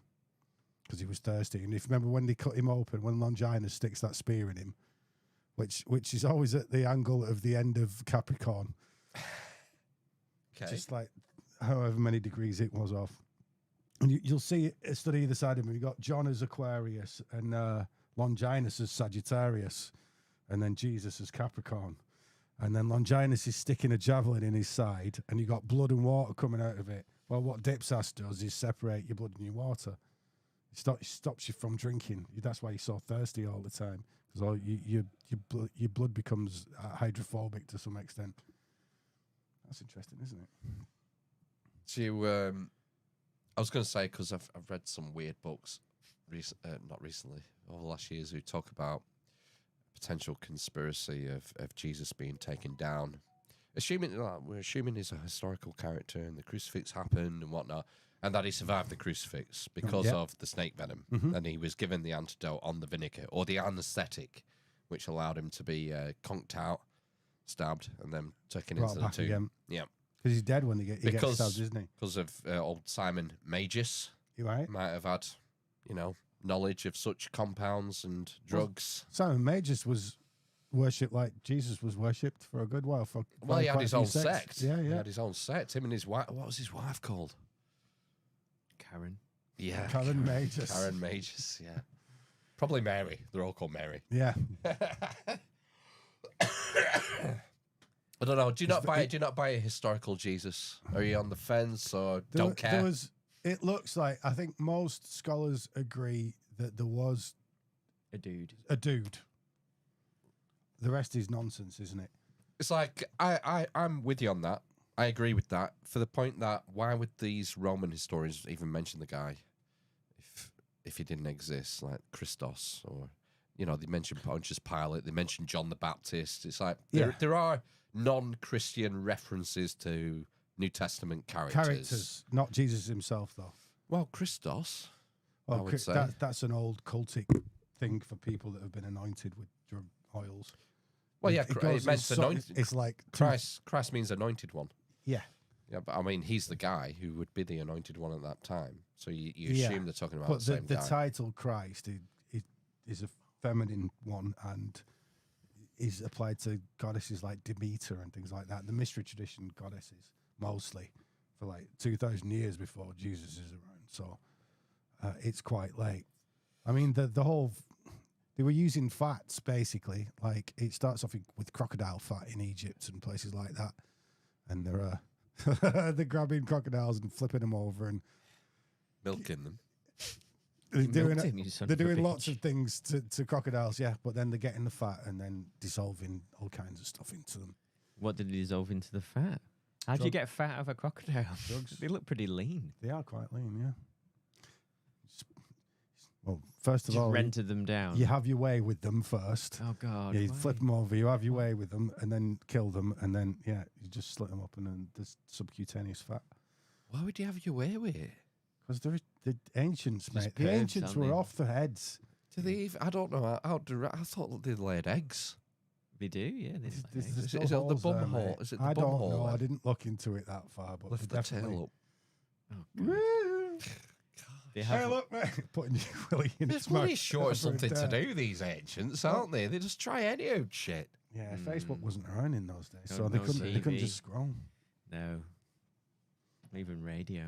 With the scrolls like that, like it won't zoom in. It's not been invented yet, mate. Oh, fuck's sake. Let's go and shag a crocodile. Yeah, that's pretty... It's only Thursday, mate. Come on. Oh, dear. It's pretty dark. I like the Christmas tree. I was thinking, because I know I'd read somewhere about, the mainstream will track back to some point like 300 years ago where they've pictures of people starting to bring Christmas trees into the house, but the fact that this thing goes back so much further. Old, yeah. Well, we're talking about Mary a lot. You look at the Mary cult thing, and a name kind of goes back to a tree, which the myrrh, myrrh, and like you get sea. myrrh tree. Not Mar, but Myrrh. Oh, myrrh. Tree, Yeah. And then because they're all resins, aren't they? Mm. And then it's basically like the Asherah. You've heard of the Asherah pole? God's wife was a tree, basically, a pole. And so it's this feminine form. it's all over the place. The feminine tree worship. I mean, the Druids were still doing it. You could talk about Christmas and mistletoe and Well, it's one of Yahweh's injunctions, isn't it, to remove the Asherah? yeah. But that was his wife originally. That's what I'm getting at, because that was the move to monotheism. Yes. You know, discounting Aten. And all that stuff, yeah. Well, what's it? Heresy, Egyptian heresy. Yeah, well, they're all. You could talk. Paganism's mentioned as if it's the only polytheistics, and when you look at both Christianity and paganism, they're both polytheistic. They just changed the names of the gods to angels, and the saints became, lower deities. It's still like, and in the polytheistic traditions, they still got fannies and the guys at the beginning. They still like, it came from one thing and then it breeds off and splits, and then you get the genealogy of the gods. There's still a root thing, Aten or Atum for the Egyptians. It was fannies, or Ion for the Greeks and Romans. Zoroastrians had that dude, I can't remember right now, Zervan. Is he the pole god? I think it's Zervan. Yeah, Zervan. The early Christians the Gnostics had a Braxas. Ahura Mazda. Yeah, Ahura Mazda. The Persians. Yeah. You can always trace it back to some hermaphroditic, undifferentiated energy source. George Lucas calls it the Force. It's Lucifer is another word for it. I guess that's the point, is that the really all religions are monotheistic in a way. Yeah, because they all go back to a root source, the uncaused first cause. Yeah, as you might put it. In Judaism, it's called Ein Sof, the undifferentiated, like limitlessness. Science has a name for it, like the quantum field. Do you know what I mean? There's always a root.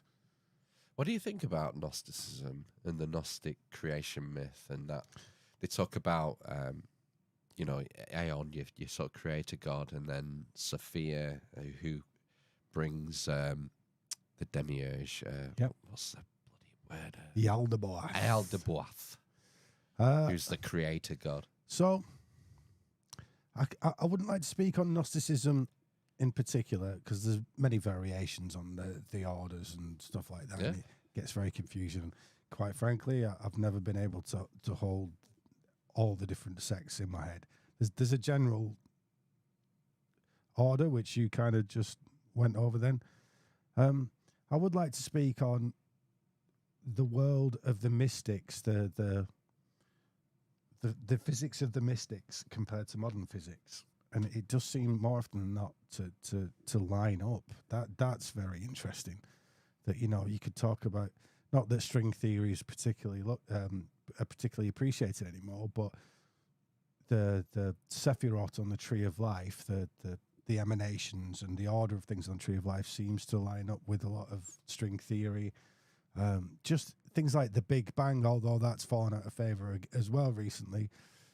The thought experiment that would lead you to the Big Bang is very similar to what mystics have been talking about with this Gnostic order of emanations. I think that to much of an extent, just by thinking about first principles, that you can derive an order of things, of creation, as it were, and that any decent scientific theory is going to relate to one of the very few mystical theories of the creation of the universe. And that is that you've got a thing. I forgot who said it. There's a famous one where, it's Nassim Haramein.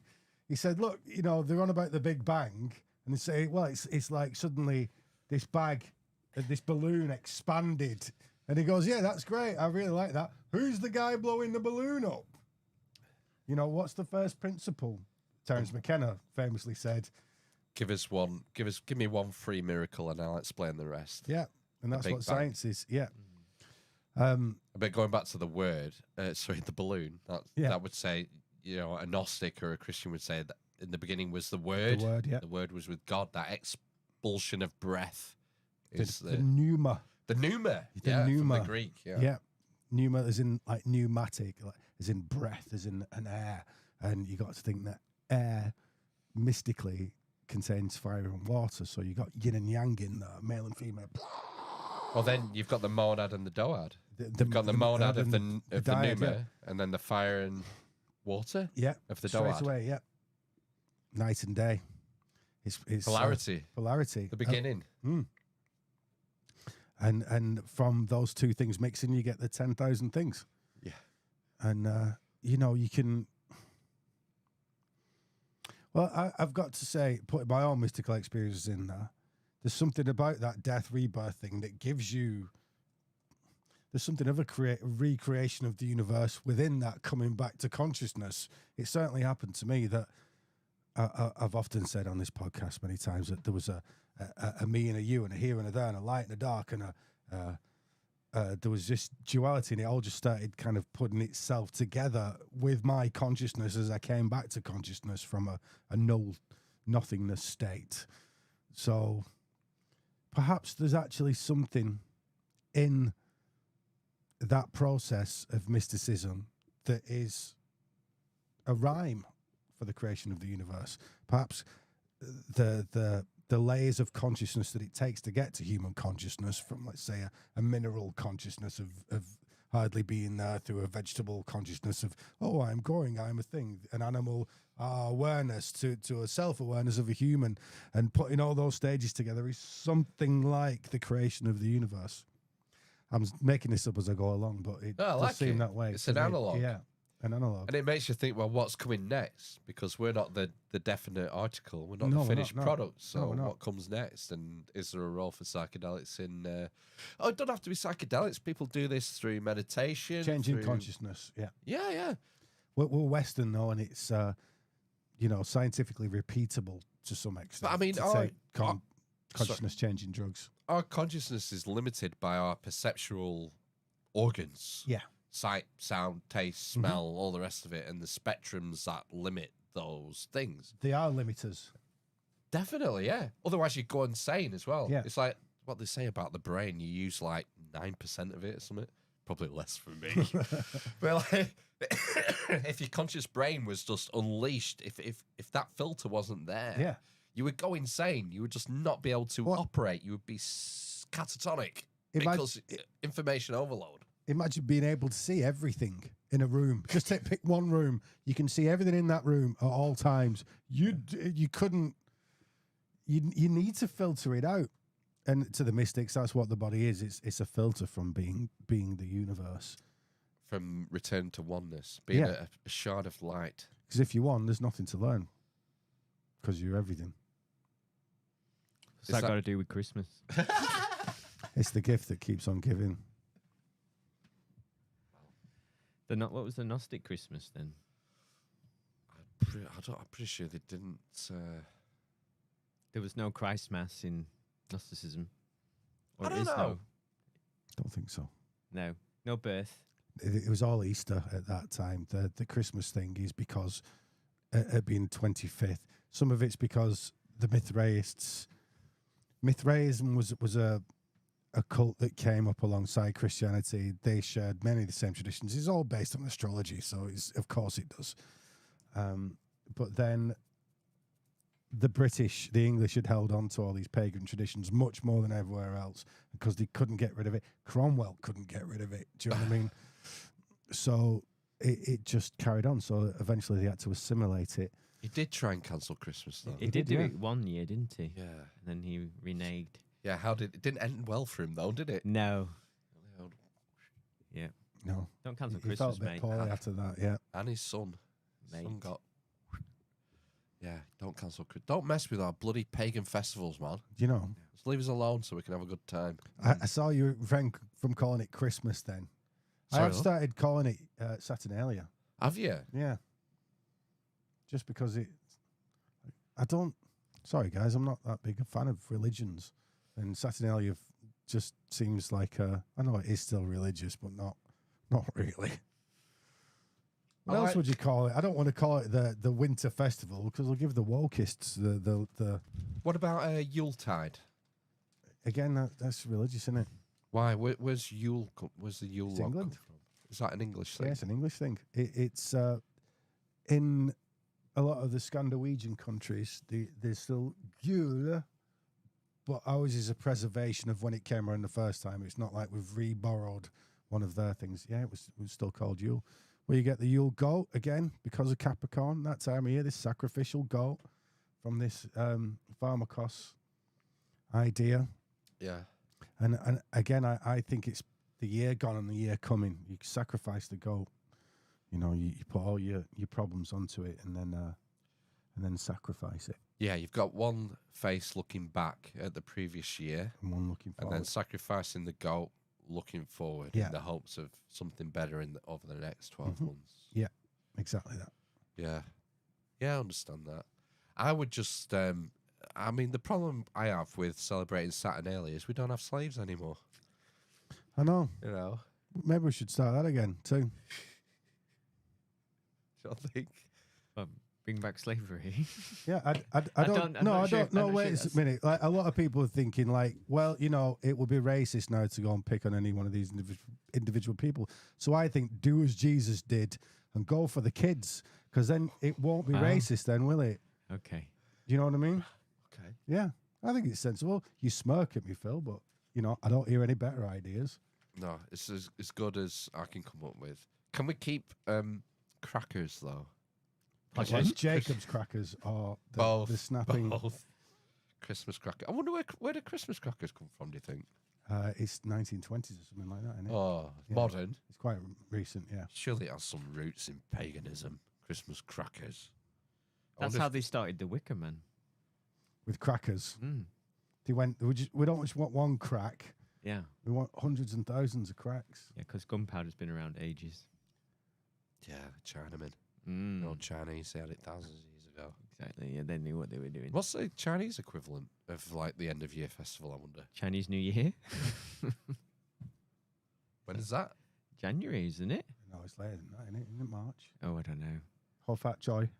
But did they get pissed up and I think it's like a have week. a week off? Yeah, I they think- have a week of celebrations. They all go Yeah. home.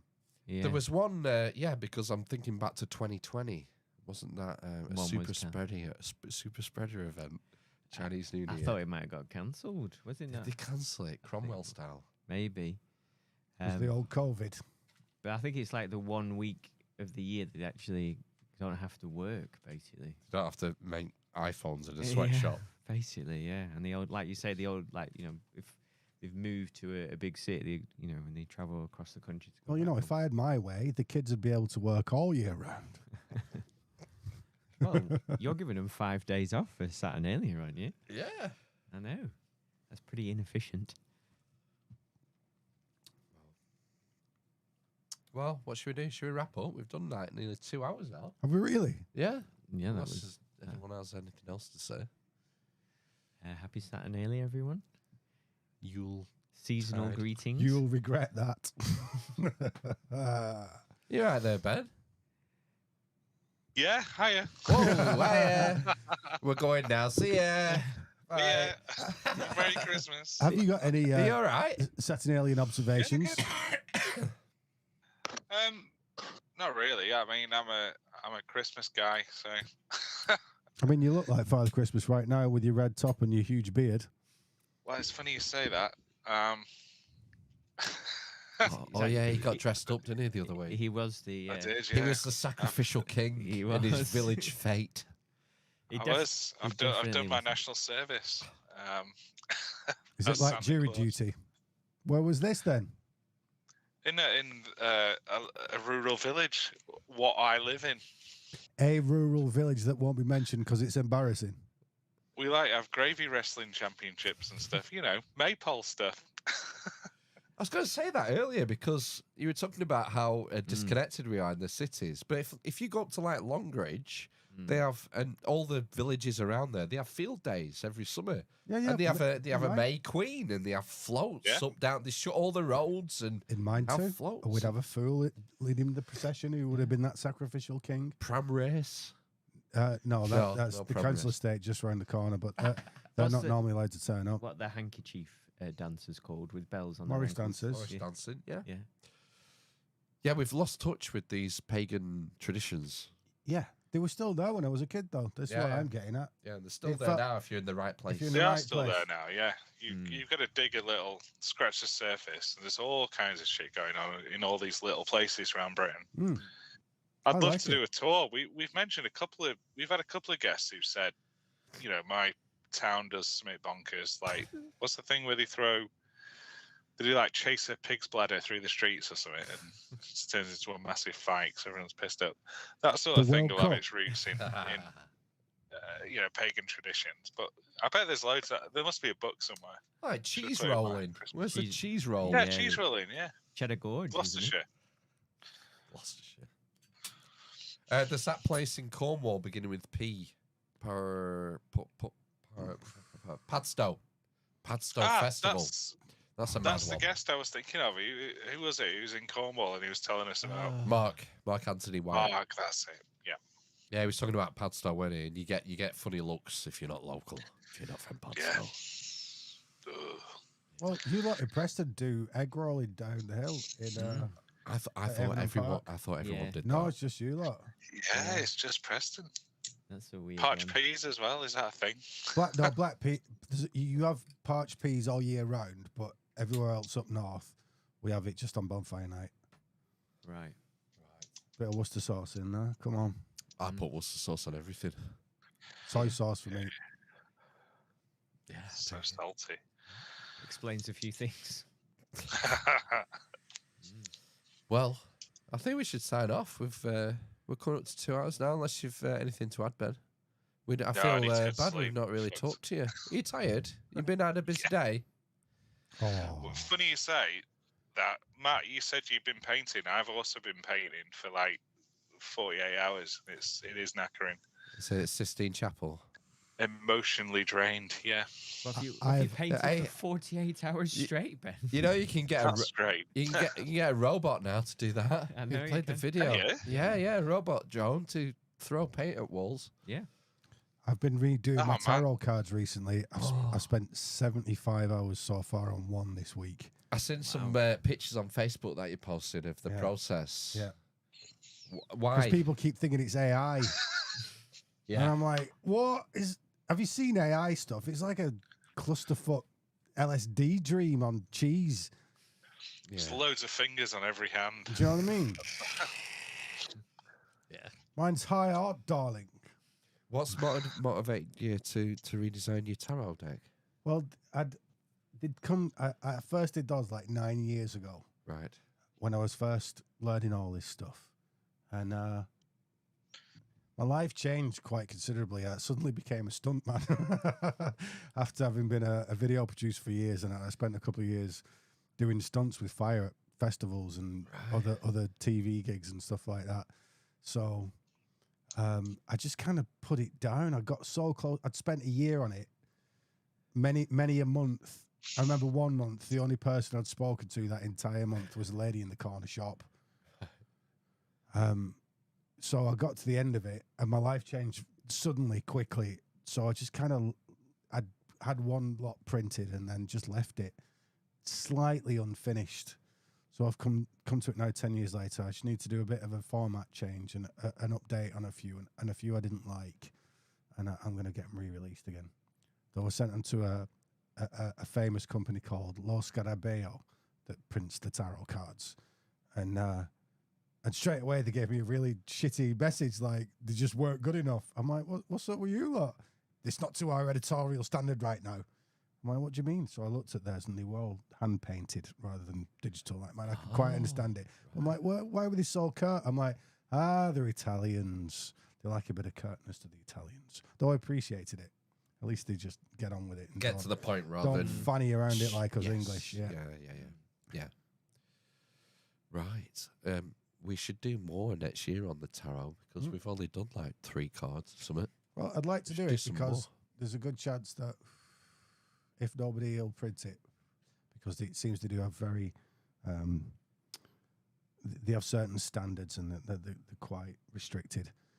I might do a Kickstarter, so Yeah. so that would be nice. That'd be a good idea. And Yeah. I might get your faces in there now. Now I'm seeing them. I've definitely got one for Ben that he could be on. The Fool. I'm the fool.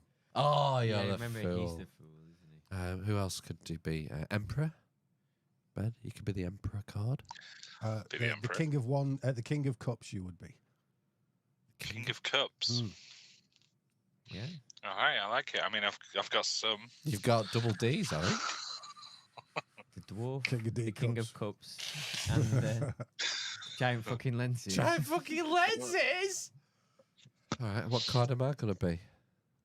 The Princess of Fairies. Power. Oh! Wow. I've got to look at David Bowie. Yeah. King of the Fairies. No, I said the Princess of Fairies. Same thing. I'm androgynous. I'm androgynous. I I'm don't care. androgynous.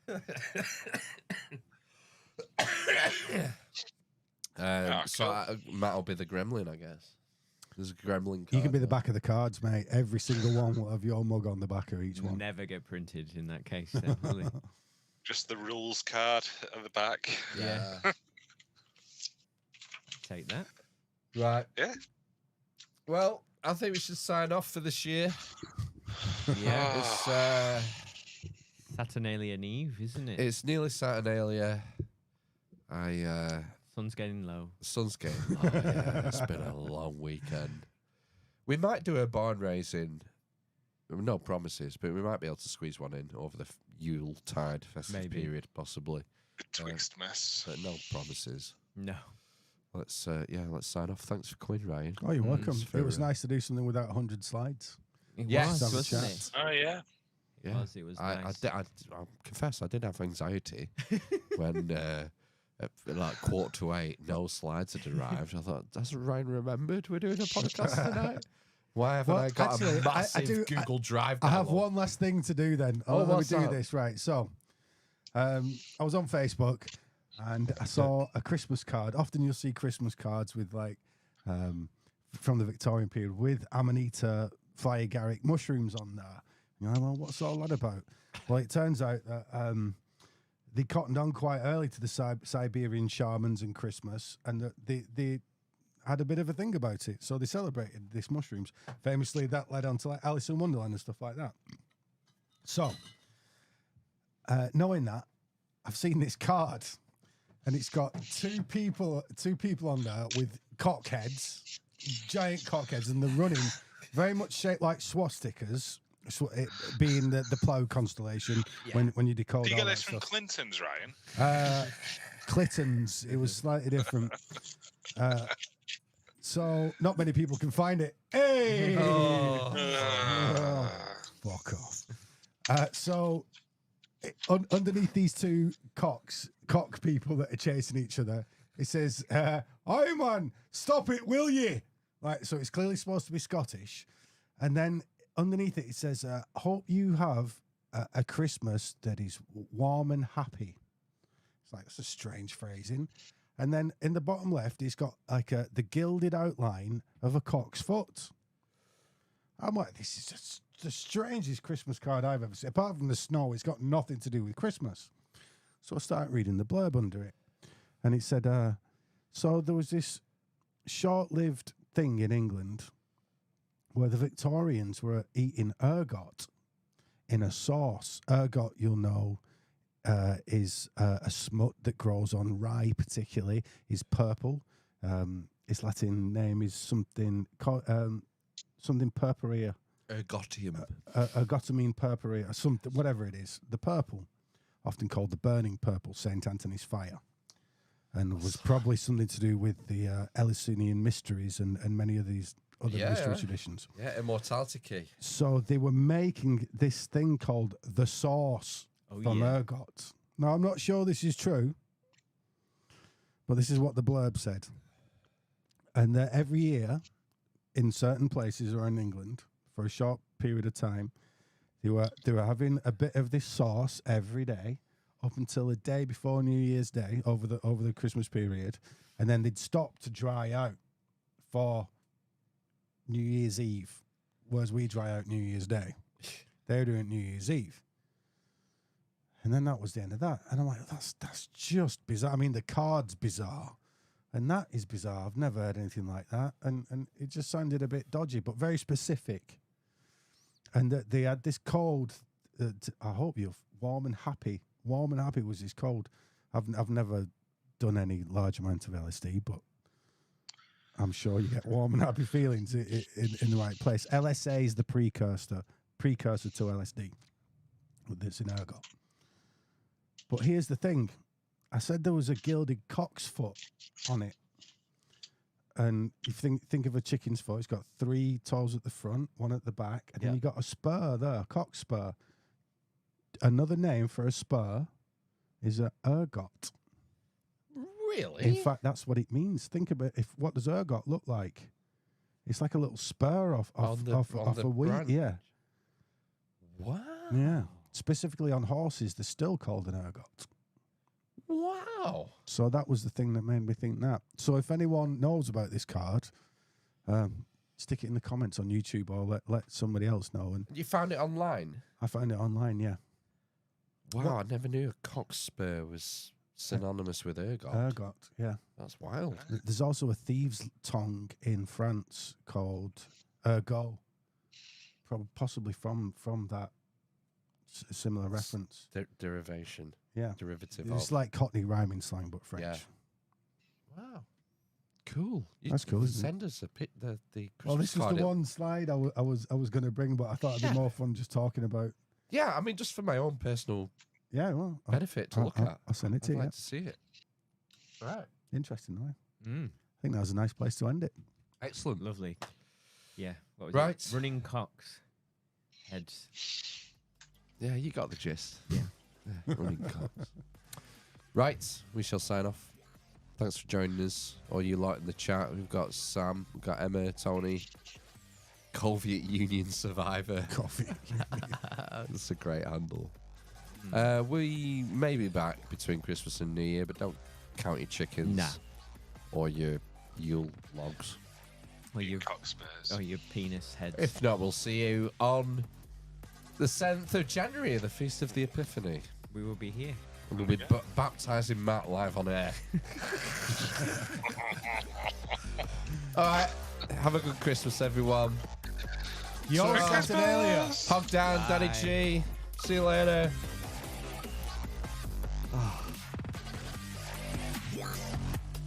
Lapland.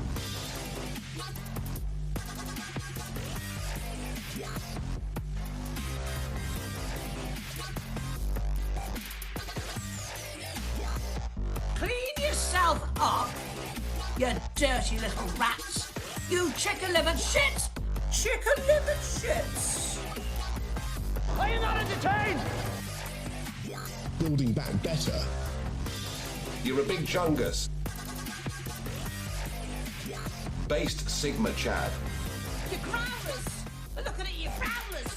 Close your legs. And stop being slagged. Thank you for watching. Who's got the biggest cock?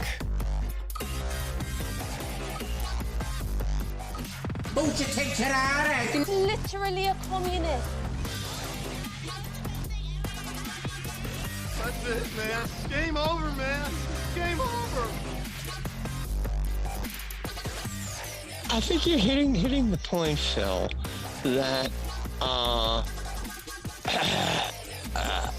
and it really bothers me. Because I believe I have an issue in this respect. That's it, man. Game over, man. Game over.